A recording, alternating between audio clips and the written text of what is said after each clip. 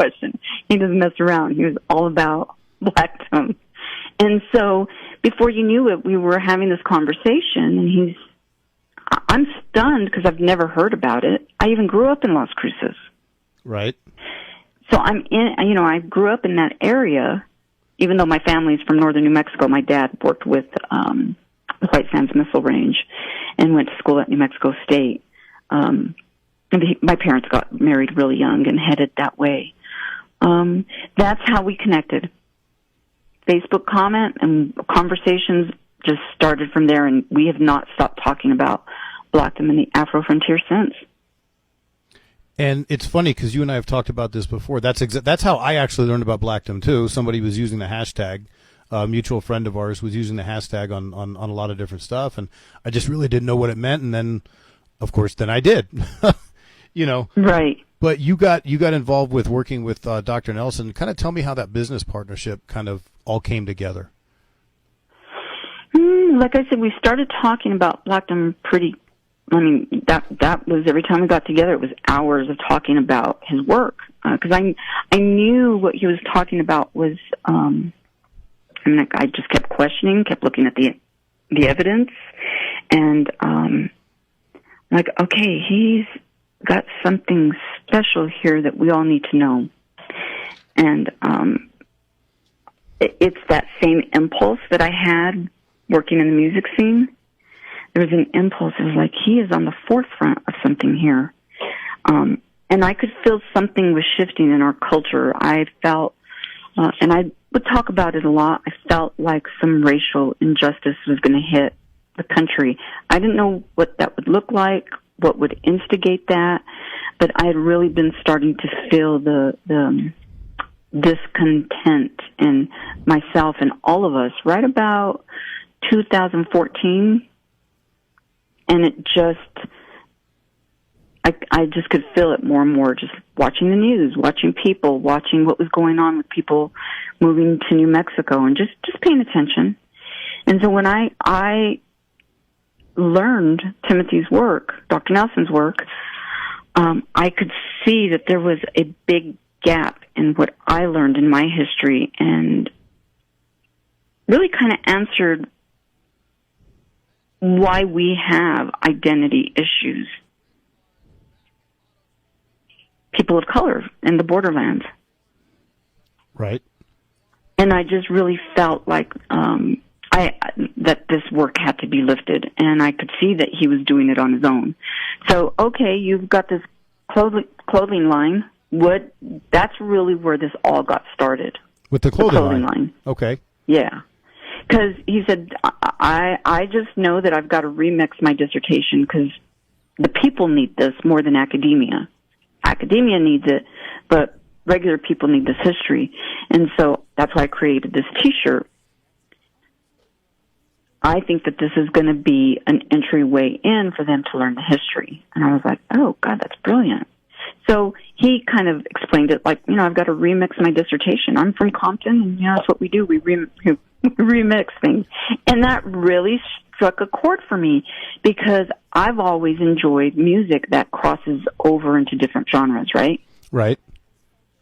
And I knew that the way he was doing this on social media was doing exactly that.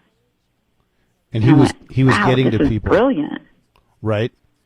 Well, that. Go ahead. And that's what stayed with me. That's what stayed with you. Well, the main angle, obviously, we're a podcast that has to deal with mold breakers, trailblazers, and takers of roads less traveled. And the thing that interested me the most about wanting to interview you was the work that you've done with Dr. Nelson. The Blacktum Clothing and Blacktum Townsite companies share research and scholarship of the historian Dr. Nelson.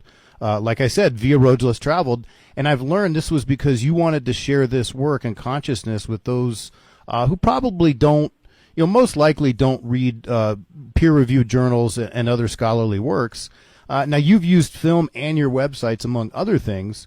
But of most interest to me has been the vastness, and when I say vastness, I mean vastness, of your social media presence with what seems like countless pages, or if I would call them brands, through which you tell this story. Can you tell me all about this idea, the strategies. Now, some people may think it's obvious because social media is such a big thing, but you made it work. And how the content on certain pages seems to be really particular to the character of that each individual page. I know that's a long question. Take as much time as you want to answer it. I remember you saying, so is your technique to bombard people? I think you said that at one point. You know, I can't take credit for any of that. Timothy was doing this social media thing before he met me. And he developed that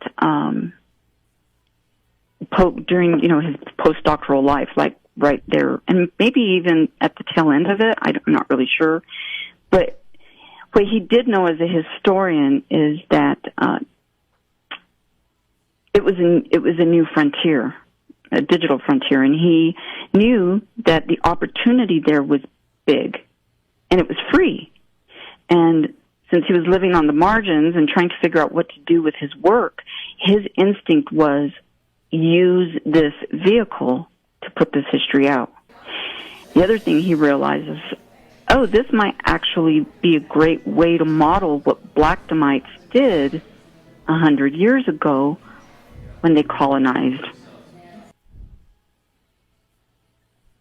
Chaves County and created Blackdom in a virtual way. So what he did is he took up as much space, digital space, by creating several pages, several hashtags, and that's sort of what that is the idea. Is I think what you said is a constant barrage. Well, and of course, certainly not. I'm not saying that in any kind of negative or pejorative. It's just it's fun. Well, we think it's funny because it was actually one of the things when I first started working with him that I was critical about. I'm like, this. I just want you to know we don't want to trigger people. So we have been in a constant exchange. There's been a push and pull attention about how he does do that, and it's part of his pedagogy.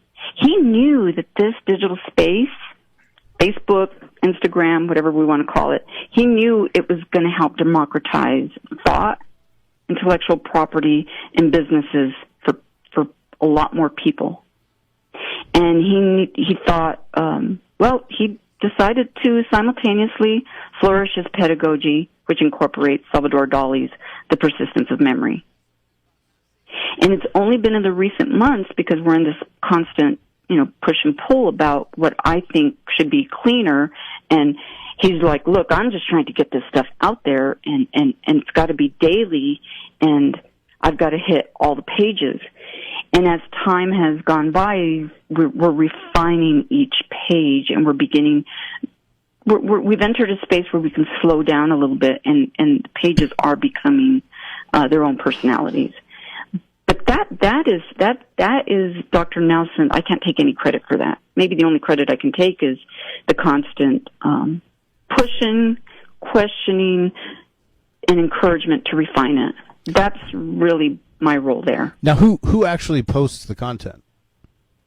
Timothy. I do too, but I don't do it as much as Timothy.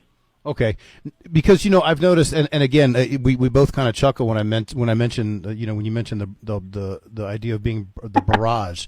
But I'm actually relatively new. I mean, I've been on Facebook for almost 15 years now, but I just got into Instagram. Well, when I started this story, to be perfectly honest, the only reason I started an Instagram page, and I of course have my personal page, and we have the Square Peg Podcast Instagram page. But it's really when I got on Instagram that I really started to see all of the different pages and all of the different brands. And of course, I don't think it doesn't take a rocket science to figure out that, like you were saying, the different pages have their different characters. And I think the one that, Blackdom Thesis tends to have